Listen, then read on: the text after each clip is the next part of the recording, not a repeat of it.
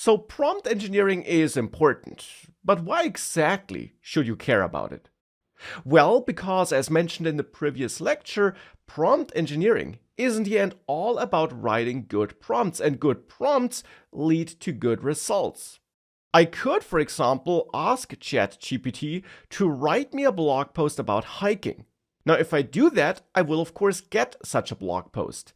But the blog post will be pretty generic, not very specific, and might not be too interesting to read because I also had a pretty generic prompt with not a lot of information in it. So, whilst this could be the blog post we want, it's quite likely that it's not, that we might want a more specific blog post, and we can get a more specific blog post by fine-tuning and adjusting and improving our prompt.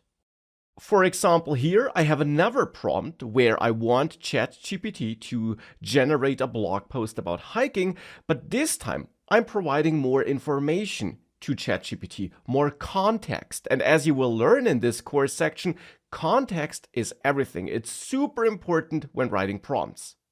So here I'm providing more context, and as a result, when sending that prompt to ChatGPT, I get a way more detailed and specific blog post that is probably way more useful to me. And that's why prompt engineering matters and what prompt engineering is all about in the end. It is about writing good prompts and getting good results. And writing good prompts, as you will see in this section, is all about adding just the right information and just the right context to the right goal.